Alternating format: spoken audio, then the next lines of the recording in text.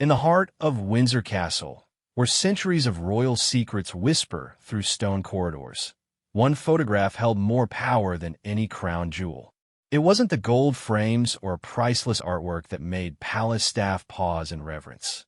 It was a simple portrait of Catherine, Princess of Wales, that had become a symbol of everything the British people cherished about their future queen.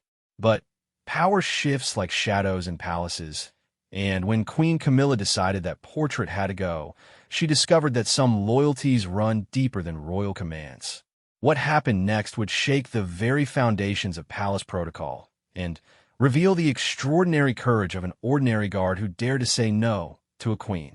This is the true story of how one act of defiance in the name of love and loyalty changed everything, and why sometimes the most powerful person in the room isn't the one wearing the crown. The morning sun filtered through the tall windows of Windsor Castle's east wing, casting long shadows across the polished marble floors. James Mitchell had been walking these same corridors for 12 years as a palace guard, but today something felt different.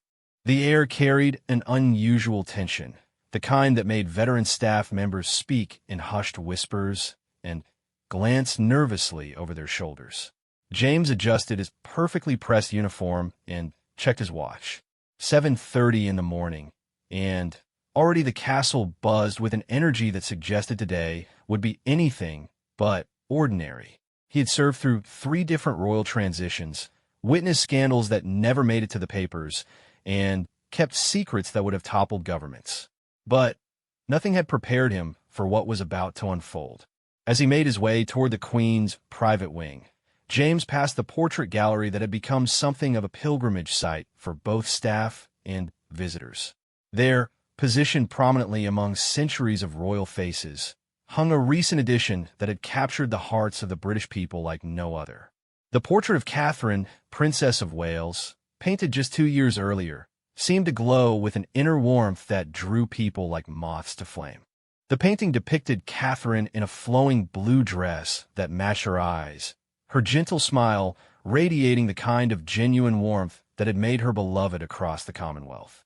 Her hands were folded gracefully in her lap, and there was something in her expression, a combination of strength and kindness, that spoke to everyone who saw it.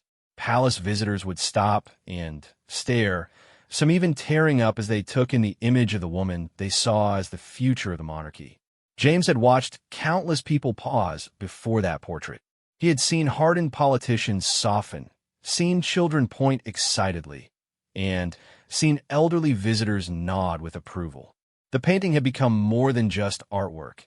It had become a symbol of hope, of a monarchy that could evolve and remain relevant in the modern world. But today, as James approached his morning briefing, he noticed something troubling. The usual cluster of tourists and staff members who typically gathered near Catherine's portrait was absent. In their place stood 2 maintenance workers with measuring tape and removal equipment, eyeing the painting with a clinical detachment of men hired to do a job they didn't understand. "Excuse me," James called out, his voice carrying the authority that came with years of palace service. "What's happening here?" The older of the 2 workers, a thin man with calloused hands and paint-stained coveralls, looked up nervously. "Orders from upstairs, mate. We're to remove this one and replace it with something else." James felt his stomach drop. "Remove it? On whose authority?" The worker consulted a crumpled work order. "Says here it's by direct command of Her Majesty Queen Camilla. Something about redecorating to reflect current royal priorities." Those words hit James like a physical blow. He had been dreading this moment ever since Queen Camilla had begun making subtle changes throughout the palace. It had started small, a vase moved here, a photograph repositioned there, but James had recognized the pattern. This was about erasing Catherine's presence, about diminishing the visual reminders of the woman who commanded more public affection than the current queen ever would. "You can't just remove that," James said, stepping closer to the portrait. "This painting, it means something to people." The maintenance worker shrugged. "Look, I just do what I'm told. Nothing personal against the lady in the picture, but orders are orders." James stared at the portrait, seeing not just a painting, but everything it represented. He thought about the children who had written letters to the princess after seeing her image, about the elderly woman who had traveled from Scotland just to stand before it, about his own daughter who had asked him to take a photo of her next to the beautiful princess during her visit to the castle. "Give me a moment," James said, his mind racing. "I need to verify this order through proper channels." The worker checked his watch. "We're supposed to have this down by 9. The new portrait arrives at 10. "What new portrait?" "Some painting of Queen Camilla from her coronation. Big fancy thing with lots of gold." James felt something inside him solidify into resolve. This wasn't just about artwork or decoration. This was about history, about the heart of what the monarchy meant to the people it served. And somewhere in the depths of his 12-year career, James Mitchell made a decision that would change his life forever. "I need you to wait," he said, his voice steady despite the pounding of his heart. "I'm going to speak with the head of household staff." The maintenance worker looked uncertain. "I don't know, mate. We got our orders." "And I've got mine," James replied, though that wasn't entirely true. His orders were to maintain security and protocol, to follow commands without question. But standing there, looking at Catherine's gentle smile, James realized that sometimes true loyalty meant questioning orders that went against everything you believed in. As he walked toward the administrative offices, James couldn't shake the feeling that he was crossing a line from which there would be no return. Palace life was built on hierarchy, on the absolute nature of royal commands. Guards like him weren't supposed to question decisions made by queens. They were supposed to stand quietly, follow orders, and keep their opinions to themselves. But as James thought about his daughter's face when she had stood before that portrait, as he remembered the countless people whose lives had been touched by Catherine's image, he realized that some things were worth risking everything for. The administrative wing of the castle hummed with its usual morning activity. Staff members hurried past with documents and phones pressed to their ears, managing the countless details that kept the royal household functioning. James approached the office of Mrs. Eleanor Hartwell, the head of household staff who had served the royal family for over 20 years. Mrs. Hartwell was a formidable woman in her 60s, with steel-gray hair pulled back in a perfect bun and eyes that missed nothing. She had a reputation for being fair but firm, and James had always respected her unwavering dedication to maintaining palace traditions. "James," she said, looking up from her desk as he knocked on the open door. "You look troubled. What's the matter?" "Ma'am, there are workers in the portrait gallery preparing to remove Princess Catherine's painting. They claim it's by direct order of Queen Camilla." Mrs. Hartwell's expression tightened slightly. She set down her pen and folded her hands on her desk. "Yes, I'm aware of the order." "You're aware of it?" James couldn't hide his surprise. "And you're allowing it?" "James, you've been here long enough to understand how these things work. Her Majesty has decided to make some changes to the palace decor. It's her prerogative. But that portrait is not just decor, ma'am. It means something to people. I've seen visitors travel hundreds of miles just to see it. I watch grown men tear up looking at it. How can we just take it down?" Mrs. Hartwell sighed deeply. "Because, James, we serve at the pleasure of the monarch. Our personal feelings about artwork, or anything else for that matter, are irrelevant to our duties." James felt his frustration building. "So we're just going to erase her? Pretend that the future queen, the woman the people love, doesn't exist?" "Watch your tone," Mrs. Hartwell warned, though her voice carried more sadness than anger. "I understand your feelings, truly I do. But this is not a democracy. This is a monarchy.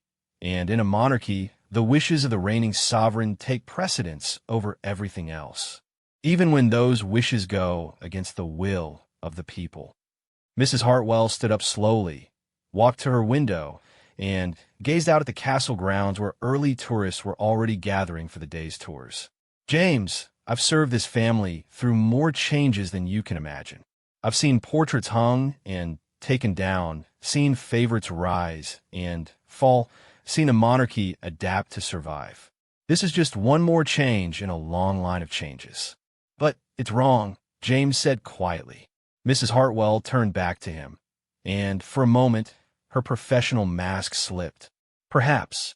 But, wrong or right, it's not our decision to make. James left Mrs. Hartwell's office with a heavy heart, but an unshakable resolve. If the official channels wouldn't help, if the chain of command wouldn't protect what he saw as an irreplaceable piece of royal history, then James Mitchell would have to find another way. He returned to the portrait gallery to find the maintenance workers preparing their equipment. They had already begun measuring the frame and discussing the logistics of removal. James positioned himself directly in front of the portrait, his hands clasped behind his back in the standard guard posture he had perfected over 12 years of service. "You can't remove this painting," he announced.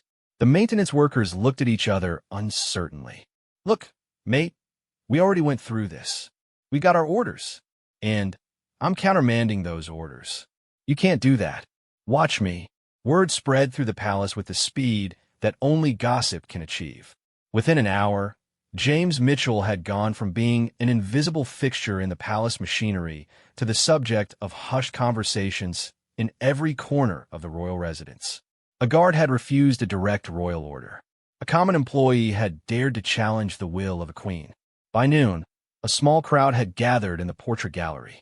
Some were palace staff members who had come to see if the rumors were true. Others were early tourists who sensed that something unusual was happening.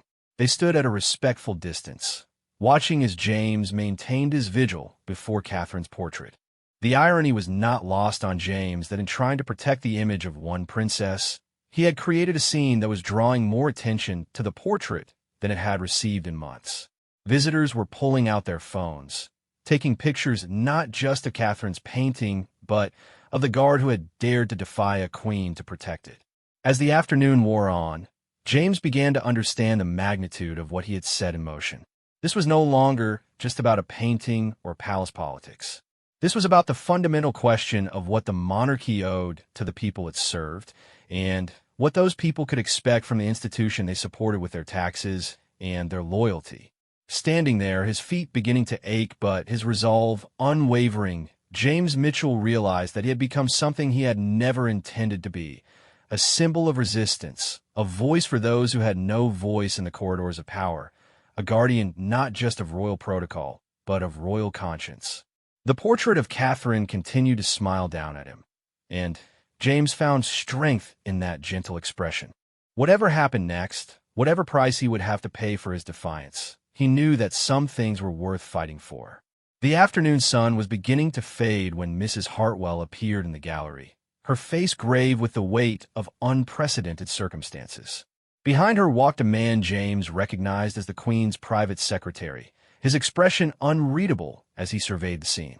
"James," Mrs. Hartwell said quietly, "Her Majesty would like to see you." James nodded, his heart pounding, but his voice steady. "I'll be right there." As he prepared to face Queen Camilla, James took one last look at Catherine's portrait. In that gentle smile, he found the courage to face whatever consequences awaited him. Because sometimes being truly loyal meant being willing to stand up for what you believe in, even when it means standing alone. The walk to Queen Camilla's private study felt like the longest journey James had ever taken.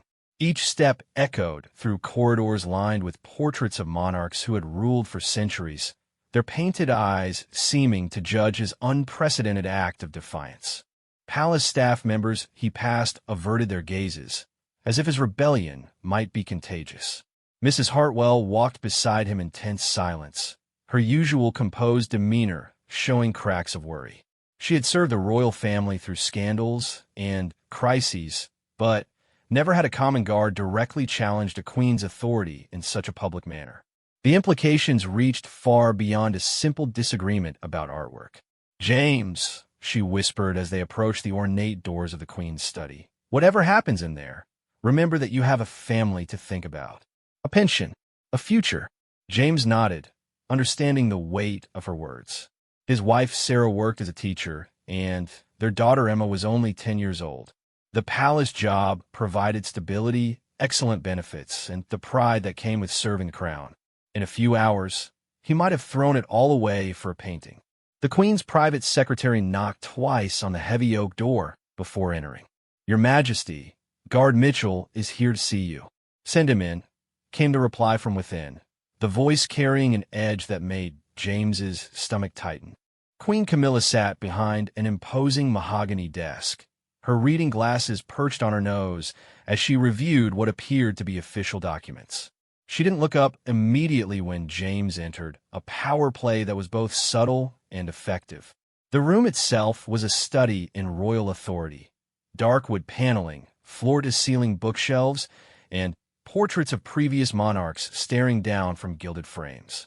When the Queen finally raised her eyes to meet James's, her expression was unreadable. Camilla had mastered the art of royal composure over decades of public life. But there was something in her gaze that suggested she was genuinely curious about this unprecedented situation. "Guard Mitchell," she began, setting aside her papers.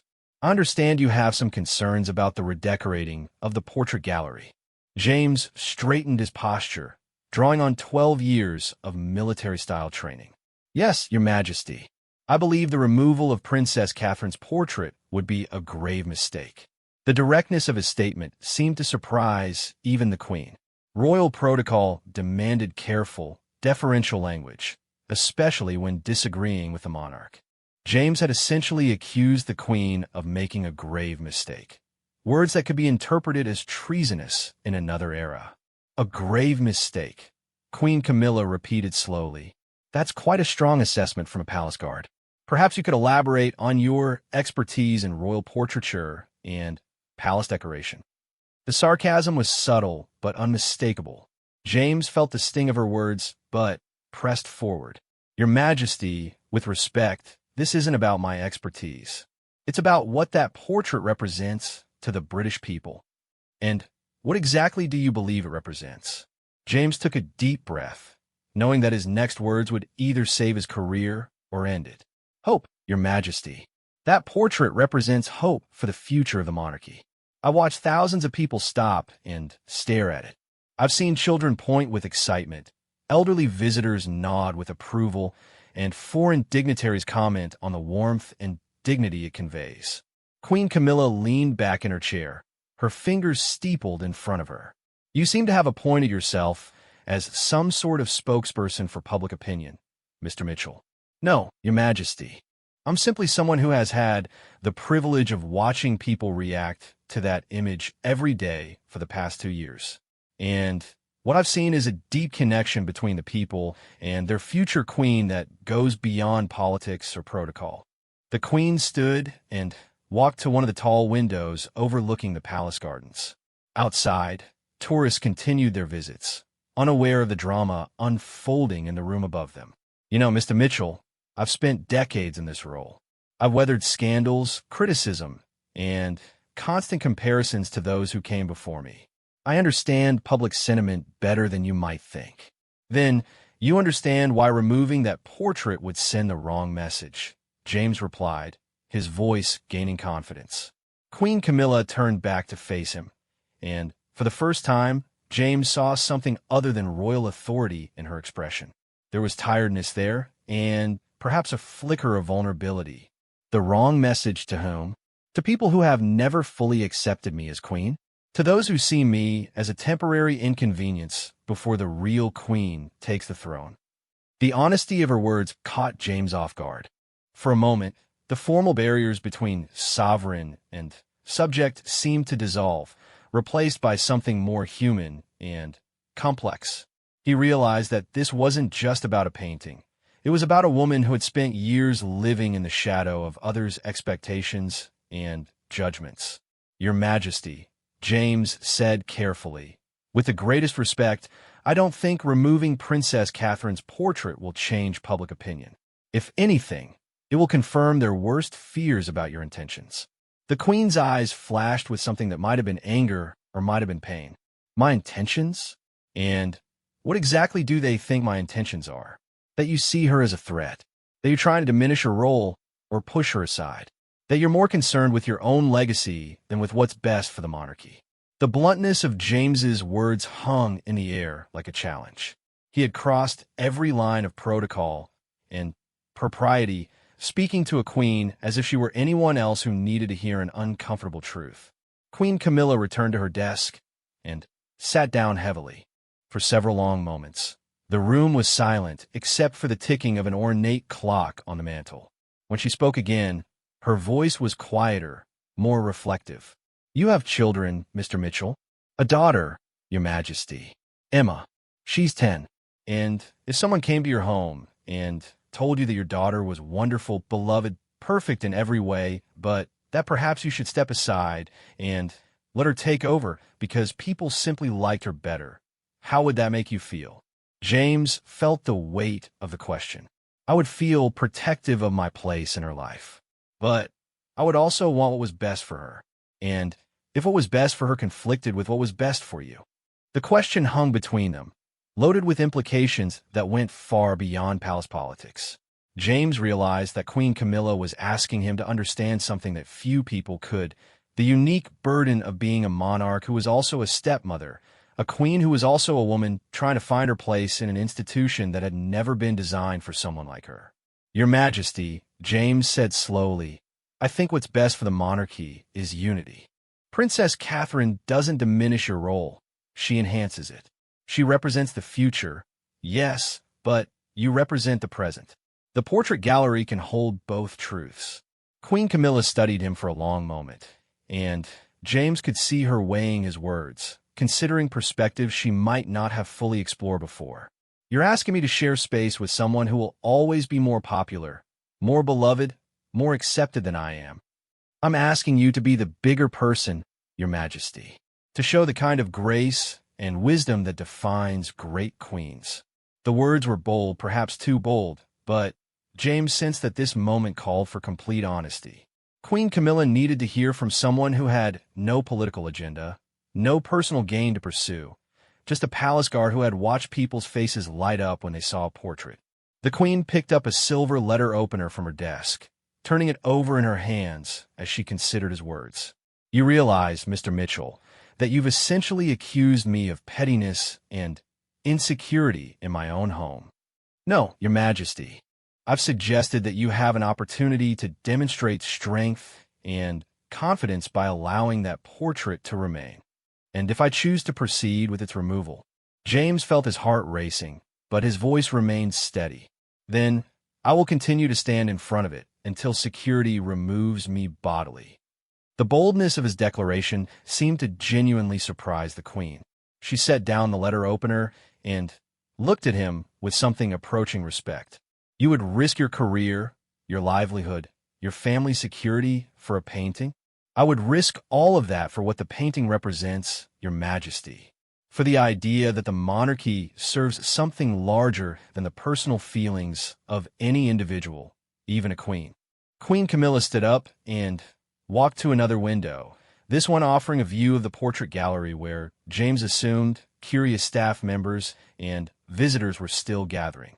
"There's quite a crowd down there now," she observed. "Yes, Your Majesty. Word has spread about your little protest." "It appears so." She was quiet for several minutes, and James could practically hear her thinking through the implications of the situation. A story about a guard defying royal orders to protect a beloved princess's portrait was exactly the kind of narrative that the media would seize upon. It would be framed as a battle between the old guard and the new, between popular opinion and royal prerogative. "You've put me in quite a position, Mr. Mitchell," the Queen said finally. "I apologize for that, Your Majesty, but I couldn't stand by and watch something important be destroyed for the wrong reasons." Queen Camilla turned back to him, and James was surprised to see something that looked almost like amusement in her expression. "Destroyed? It's a portrait, not the crown jewels. With respect, Your Majesty, sometimes a portrait can be more powerful than crown jewels. That painting has become a symbol of hope and continuity.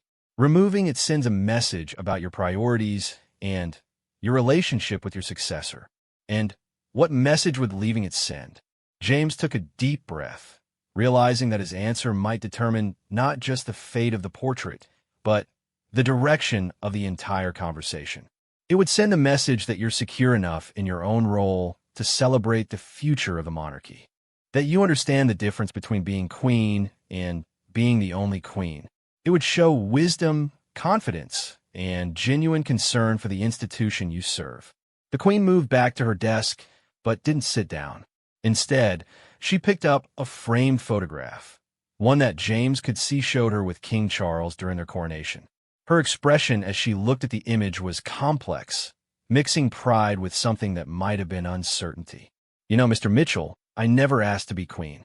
I certainly never dreamed I'd become one at my age after decades of being, well, the other woman. I've spent years trying to prove myself worthy of this role, try to earn acceptance from people who were never prepared to accept me. James remained silent, sensing that the queen needed to voice thoughts she had perhaps never spoken aloud to anyone in her position. And now, she continued, I'm being asked to celebrate the woman who will eventually take my place, to smile graciously while everyone counts down the days until the real queen ascends to the throne. Your Majesty, James said gently, perhaps that's exactly why leaving the portrait would be so powerful. It would show that you're not threatened by Princess Catherine's popularity, that you see her success as the monarchy's success. Queen Camilla set down the photograph and looked directly at James. You really believe that, don't you? You're not just trying to save your job or avoid punishment. You genuinely believe this matters. I do, Your Majesty. I believe it matters more than either of us can fully understand right now. The Queen nodded slowly, as if coming to some internal decision. Very well, Mr. Mitchell. You've given me much to think about. But I want you to understand something. Your actions today, this defiance, this public challenge to royal authority, they cannot go without consequences. James felt his stomach drop. Despite the seemingly positive direction of their conversation, he was still going to lose his job, still going to face punishment for his unprecedented act of rebellion. I understand, Your Majesty. Do you? Do you really understand what you've done? You've forced a queen to justify her decisions to a palace guard. You've created a public spectacle around royal family politics. You've turned a simple matter of interior decoration into a constitutional crisis. Each word hit James like a physical blow, but he maintained his composure. I accept full responsibility for my actions, Your Majesty. Queen Camilla studied him for a long moment, and then, to James's complete surprise, she smiled. It wasn't a cold, royal smile, but something warmer and more genuine. Good, she said, because I have a proposition for you. The word proposition hung in the air between them like a bridge James wasn't sure he wanted to cross. Queen Camilla's unexpected smile had thrown him completely off balance. He had prepared himself for dismissal, disgrace, perhaps even legal consequences. He had not prepared for whatever was coming next. A proposition, Your Majesty? Sit down, Mr. Mitchell, the Queen said, gesturing to one of the leather chairs facing her desk. What I'm about to propose is unconventional. James remained standing, uncertain whether accepting the invitation would be appropriate. I prefer to stand, Your Majesty. Very well. Your choice. Queen Camilla moved to a cabinet and poured herself a cup of tea from a silver service, her movements deliberate and thoughtful. Tell me, in your 12 years of service here, have you ever been asked your opinion on matters of royal policy? No, Your Majesty. That would be highly inappropriate. Indeed it would be. The opinions of palace guards are not typically solicited when making decisions about the monarchy's future. She sipped her tea, studying James over the rim of the delicate china cup. But, then, again, palace guards don't typically stage public protests in the portrait gallery either. James felt heat rise in his cheeks. Your Majesty, I didn't intend for it to become public, but it has become public, hasn't it? Very public indeed. The Queen moved back to her window, and James could see her observing the continued activity in the gallery below. Social media is quite remarkable, isn't it? A single photo of a guard standing protectively in front of a beloved princess's portrait, and suddenly, the entire world is watching. The implications of her words hit James like a thunderbolt. In his focus on protecting the portrait, he hadn't considered how quickly news traveled in the digital age. Someone had undoubtedly photographed him during his vigil, and if those images had made it online. It's trending, Queen Camilla continued, as if reading his thoughts. Hashtag Guard for Catherine, I believe they're calling it. Quite catchy, don't you think? James felt the room spinning slightly. A hashtag. His act of defiance had become a hashtag. "Your Majesty, I never intended for it to become an international news story, for it to be framed as a David and Goliath tale of the common man standing up to the cruel stepmother queen. No, I imagine you didn't." There was no anger in her voice, just a kind of weary amusement. "But intentions rarely matter when it comes to public relations, do they?" The weight of what he had unleashed began to settle on James's shoulders. This was no longer just about his job or his principles. He had inadvertently created a narrative that would follow Queen Camilla for the rest of her reign, a story that painted her as petty and jealous while casting him as a folk hero. "I'm sorry, Your Majesty. I truly didn't mean for this to happen. I believe you. But the question now is what we do about it." Queen Camilla returned to her desk and opened her laptop, turning the screen so James could see it. The headlines were already writing themselves. "Palace Guard defies Queen to protect Catherine's portrait." "Royal row over beloved princess's image." "The guard who said no to a queen." James read the headlines with growing horror. Each one painted Queen Camilla as the villain in a story she had never intended to create.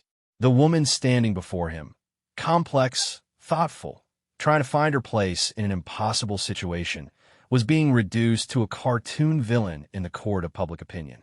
"This is exactly what I was trying to avoid," James said quietly. "Was it? Because from where I stand, you've created precisely the kind of public relations disaster that could haunt this monarchy for years." The Queen's voice was calm, but James could hear the underlying tension. "Unless, of course, we handle it correctly." "Handle it how, Your Majesty?" Queen Camilla closed the laptop and leaned back in her chair, studying James with the calculating gaze of someone who had survived decades in the public eye. "Tell me, Mr. Mitchell, what do you think people want to see happen next?" James considered the question carefully. "They want to see the portrait remain. They want to believe that you're not threatened by Princess Catherine's popularity. They want a happy ending." "Precisely. They want a story of reconciliation, of wisdom triumphing over petty jealousy, of a queen who is secure enough to celebrate her successor." The Queen's smile returned, and James began to understand that he was seeing a master strategist at work. "And you, my dear guard, are going to help me give them exactly that." The pieces of the Queen's plan began to fall into place in James's mind, and he felt a mixture of admiration and apprehension. "What exactly are you proposing, Your Majesty?" "I'm proposing that we turn your act of defiance into something much more valuable, a teachable moment about the nature of true royal leadership." Queen Camilla stood and began pacing, her energy shifting from contemplative to decisive. "In 1 hour, I'm going to walk down to that portrait gallery. I'm going to publicly commend you for your dedication to preserving royal history and your courage in speaking up for what you believe is right." James felt his mouth go dry. "Your Majesty, I couldn't ask you to." "You're not asking. I am deciding. Because the alternative is allowing this narrative to spiral completely out of our control." The Queen's voice took on a steelier edge. "Right now, I'm the villain in a story that has captured international attention. In an hour, I can become the wise queen who listens to her people and makes decisions based on what's best for the monarchy, not personal pride." The brilliance of the strategy was undeniable, but James felt uncomfortable with his role in what amounted to a carefully orchestrated public relations campaign. "Your Majesty, won't people see through it? Won't they realize it's just politics?" "Perhaps some will, but most people want to believe in good outcomes. They want to see wisdom and grace triumph over pettiness and jealousy. If we give them that story, if we give them a queen who can admit when she's been given good counsel and adjust her decisions accordingly, then we all win." James stared at the floor, trying to process the implications of what Queen Camilla was proposing. His simple act of conscience had been transformed into a complex game of public perception and political maneuvering. "And what happens to me in all this?" "You become something quite remarkable, Mr. Mitchell. You become the palace guard who taught a queen about the true meaning of royal service." Queen Camilla moved closer, and James could see both determination and something like respect in her eyes. "But more importantly for your immediate future, you keep your job, your pension, and your family's security. The relief James felt was immediate and overwhelming, but it was tempered by a nagging sense that he was being used in a way he didn't fully understand. Your Majesty, I need you to know that everything I said about the portrait, about what it means to people, that was all genuine. I wasn't playing politics or trying to create some kind of scene. I know that, James. And that's exactly why this will work. Your sincerity is what made this story resonate with people. If you were just another palace employee looking for his 15 minutes of fame, no one would care. But you're not. You're a man who is willing to risk everything for a principle. And that authenticity is precisely what makes you valuable now. James felt a chill at her words. Valuable. He was being valued not for his years of faithful service or his dedication to royal protocol, but for his marketability as a symbol of authentic resistance to royal authority. I'm not comfortable being turned into a symbol, Your Majesty. Neither am I, Mr. Mitchell. Neither am I. For the first time since their conversation began, Queen Camilla's composure cracked slightly, revealing the weariness beneath her royal mask. But we don't always get to choose how the world sees us. Sometimes we can only choose how we respond to the roles we've been given. The honesty in her voice reminded James that she, too, was being forced into a position she hadn't chosen, having to perform wisdom and grace for the cameras when what she might really want was simply to make decisions without having to justify them to the entire world. What exactly would you need me to do? James asked. Be yourself. When I come down to the gallery, I'll ask you to explain why you felt so strongly about preserving the portrait. You tell the truth, that you've seen how much it means to people, that you believe it represents something important about the future of the monarchy. I'll acknowledge the wisdom of your perspective and announce that the portrait will remain. And then we both move on with our lives, hopefully having demonstrated that the monarchy can evolve, can listen, can put the greater good ahead of personal preferences. Queen Camilla returned to her desk and picked up a file folder. There will be some additional duties for you, of course. Media interviews, perhaps a commendation ceremony. The palace will want to maximize the positive publicity from this situation. James felt his heart sink. The idea of media interviews, of being paraded around as some kind of folk hero, was almost more terrifying than losing his job would have been. Your Majesty, I'm not comfortable with publicity. I never wanted to be in the spotlight. I understand that. But, James, you opened this door when you decided to make your stand in the most public part of the palace. Now we need to walk through it together or risk letting someone else control the narrative. The logic was unassailable, but James still felt like he was being swept along by forces beyond his control. And what about the portrait? What about Princess Catherine? Does she know about any of this? Queen Camilla's expression became more guarded. Princess Catherine will be informed of the situation. I imagine she'll be quite pleased that her portrait has inspired such devotion. There was something in the Queen's tone that suggested the conversation with Catherine might not be as straightforward as she was making it sound. James wondered how the princess would react to learning that her image had become the center of a very public dispute between a palace guard and the Queen. Your Majesty, may I ask you something? Of course. When you originally ordered the portrait removed, was it really about redecorating? Or was there something more to it? Queen Camilla was quiet for a long moment, and James could see her deciding how much truth to reveal. It was about control, I suppose. About feeling like I had some say in how my own reign is presented and remembered. When you walk through those halls and see portrait after portrait of beloved monarchs, and you know that history will likely remember you as a footnote between the great queen who came before and the beloved queen who comes after. She trailed off, leaving the sentence unfinished. You wanted to feel like more than a footnote. I wanted to feel like I mattered. Like my time as queen would be remembered for something more than just keeping the throne warm for the next generation. The admission seemed to cost her something, as if she had revealed more than she intended. James felt a surge of unexpected sympathy for the woman before him. Your Majesty, you do matter. Your reign will matter. But perhaps not in the way you originally imagined. How do you mean? You have the chance to be remembered as the queen who listened, who put the institution ahead of personal feelings. who understood that true power sometimes means knowing when not to use it. James paused, surprised by his own boldness. If you handle this situation with grace, if you show the world that you're secure enough to celebrate Princess Catherine's popularity, you won't be a footnote. You'll be an example. Queen Camilla stared at him for a long moment, and James could see her weighing his words, considering possibilities she might not have previously imagined. An example of what? Of how a monarch should behave in the modern world. Of how to be a queen who served something larger than herself. The silence stretched between them, filled with the weight of decisions that would ripple far beyond the walls of Windsor Castle. Finally, Queen Camilla nodded slowly. "Very well, Mr. Mitchell. In 1 hour, we're going to give the world a story about wisdom, humility, and the true meaning of royal service. I hope you're ready for what comes next." As James prepared to leave the Queen's study, he realized that nothing in his life would ever be quite the same.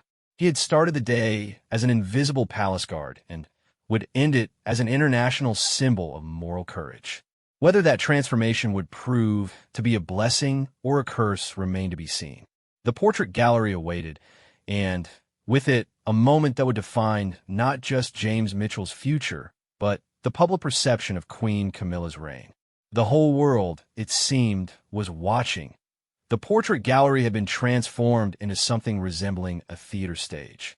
Word of the impending royal appearance had spread through the palace and beyond, drawing not just curious staff members and tourists, but also members of the press who had somehow managed to position themselves strategically throughout the space. James stood before Catherine's portrait, acutely aware that every movement, every expression was being scrutinized and recorded. The crowd had grown significantly since the morning. Palace visitors who had come for routine tours found themselves witnessing what many were already calling a historic moment in royal history. Social media had amplified the story beyond anything James could have imagined, with hashtag Guard for Catherine trending worldwide and news outlets from London to Tokyo covering the unprecedented standoff between a palace employee and the Queen. Mrs. Hartwell approached James with the careful, measured steps of someone navigating a minefield. Her usual composed demeanor showed cracks of stress as she whispered, "James, Her Majesty will arrive in 5 minutes. Are you absolutely certain you want to go through with this?" James looked at the portrait above him, drawing strength from Catherine's painted smile. "It's too late to back down now, isn't it?" "It's never too late to avoid making a bigger mistake," Mrs. Hartwell replied, but her tone suggested she admired his commitment even as she questioned his judgment. "You do realize that after today, your life will never be the same?" Before James could respond, a ripple of anticipation moved through the crowd. Security personnel appeared at the gallery's entrances, followed by the familiar figure of the Queen's private secretary. The moment everyone had been waiting for was about to unfold. Queen Camilla entered the portrait gallery with a measured grace that had been refined over decades of public appearances. She wore a deep blue dress that complemented the formal setting, and her expression was carefully neutral, neither angry nor pleased, but projecting the kind of royal authority that commanded immediate attention. The crowd fell silent as she approached James's position in front of Catherine's portrait.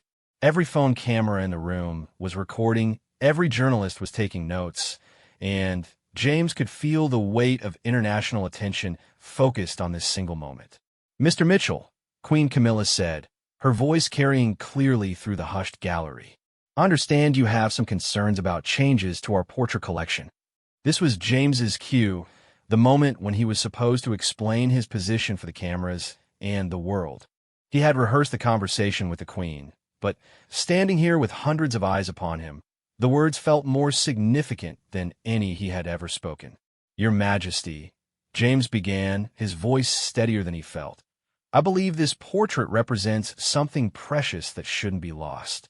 In my years of service here, I've watched thousands of people stop before this image of Princess Catherine.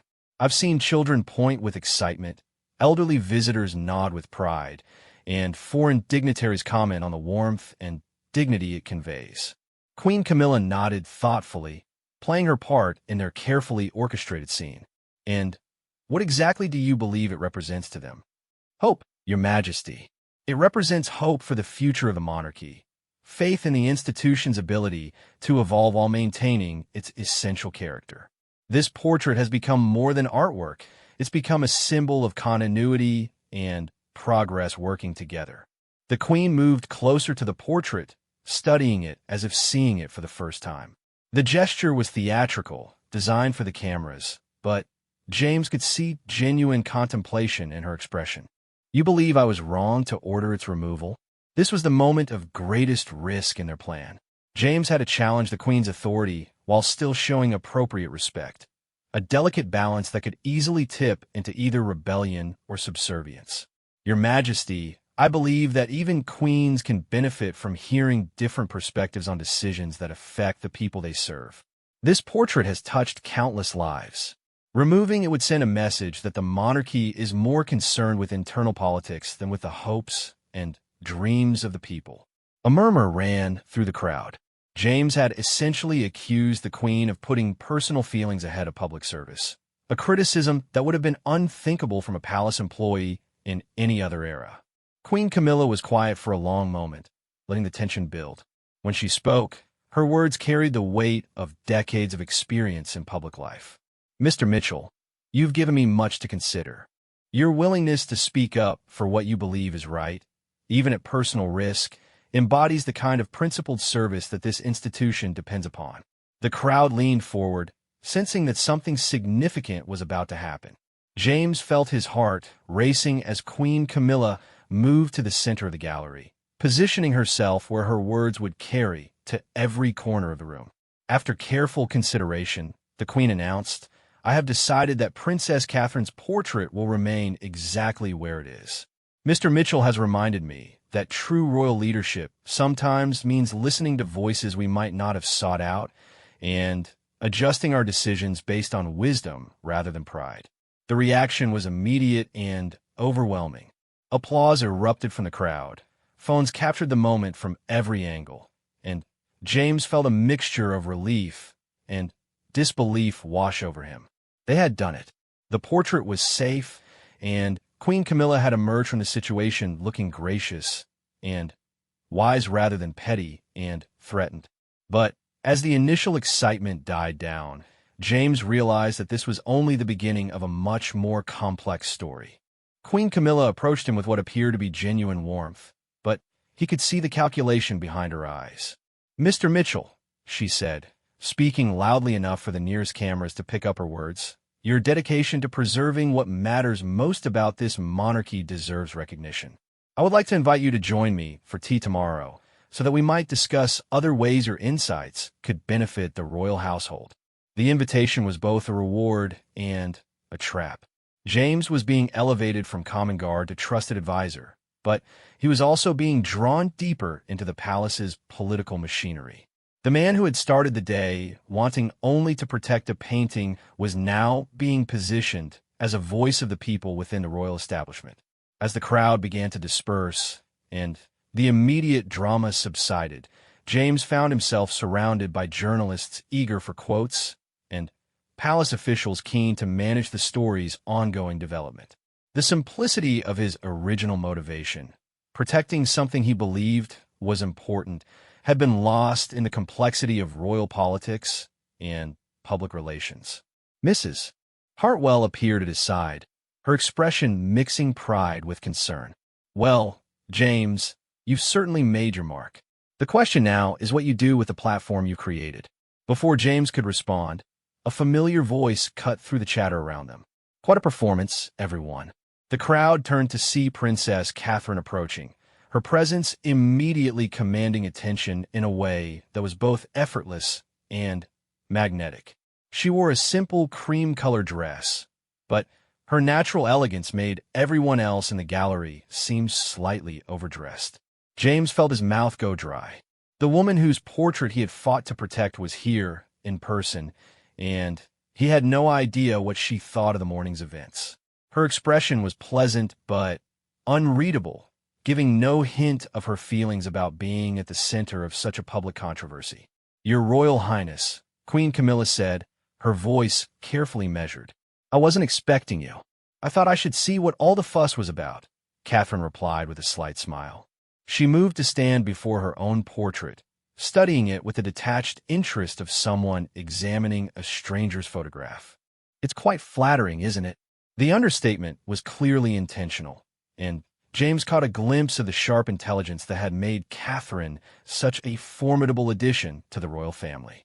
She understood exactly what was happening and was choosing her words with surgical precision. "Your Royal Highness," James said, stepping forward despite his nervousness. "I hope you understand that my actions today weren't meant to create controversy or put you in an awkward position. I simply believed that your portrait represented something important that shouldn't be lost." Catherine turned to study him, and James felt the full force of her attention. In person, she was even more striking than her portrait suggested, but it was her presence, calm, assured, genuinely interested, that was most impressive. "Mr. Mitchell, isn't it?" she said, and James was surprised she knew his name. "I understand you are willing to risk your career to protect my image. That's quite dedicated of you." There was something in her tone that suggested she found the entire situation both amusing and troubling. James began to realize that Catherine might not be entirely pleased with being cast as the unwitting heroine in this particular drama. "Your Royal Highness, I want you to know that I never intended for this to become such a public spectacle. I simply felt that removing your portrait would send the wrong message about the monarchy's priorities." "And what message do you think today's events have sent, Mr. Mitchell?" The question was pointed, and James sensed that Catherine was probing deeper than the surface politics of the situation. "I hope they've sent the message that the monarchy can listen, adapt, and put the greater good ahead of personal considerations." Whose personal considerations? James felt trapped. Any answer he gave would either implicate Queen Camilla or suggest that Catherine herself had been motivated by self-interest. The princess was clearly testing him, but he wasn't sure what kind of response she wanted. "I think, Your Royal Highness, that today has shown that everyone in this institution, from queens to guards, can sometimes benefit from stepping back and asking what truly serves the people we're meant to serve." Catherine nodded slowly, and James caught a glimpse of what might have been approval in her expression. "Well said, Mr. Mitchell. And you, Camilla? What do you think today has accomplished?" The informal use of Queen Camilla's name created a subtle shift in the room's dynamic. This was no longer a public performance for the cameras. It was a private conversation between family members who happened to be having it in front of an audience. "I think," Queen Camilla replied carefully, "that today has been a reminder that leadership sometimes requires humility, and that wisdom can come from unexpected sources." "Indeed it can," Catherine agreed. "Though I do hope, Mr. Mitchell, that in the future you might find ways to offer your counsel through more traditional channels. Public protests, however well-intentioned, can have unpredictable consequences." James felt the gentle but unmistakable reproof in her words. Catherine was acknowledging his good intentions while making it clear that she didn't appreciate being made the unwitting center of palace drama. "Yes, Your Royal Highness, I understand completely." "Good. Because while I'm grateful that my portrait will remain, I'm more interested in making sure that the monarchy continues to evolve in ways that truly matter to people's lives, not just to the arrangement of pictures on palace walls." The words were spoken softly, but their implications were profound. Catherine was suggesting that the real issues facing the monarchy went far deeper than questions of interior decoration, and that symbolic victories were meaningless without substantive progress. As the afternoon light began to fade in the portrait gallery, James found himself at the center of a story that had grown far beyond his ability to control or fully understand. What had started as a simple act of conscience had become a complex narrative involving royal politics, public relations, and the fundamental question of what the monarchy owed to the people it served. The portrait of Catherine remained in its place, smiling down at the scene with the same gentle warmth that had first inspired James to take his stand. But the woman herself was far more complex than her painted image suggested, and James was beginning to understand that protecting her portrait might have been the easy part. As the crowd finally began to disperse and The immediate excitement of the day's events settled into memory. James realized that he had won the battle, but might have complicated the war. The portrait was safe, his job was secure, and Queen Camilla had emerged from the situation with enhanced dignity. But the underlying tensions that had created the conflict in the first place remained unresolved. Princess Catherine approached James one final time before leaving the gallery. "Mr. Mitchell," she said quietly, "thank you for caring enough to take a stand.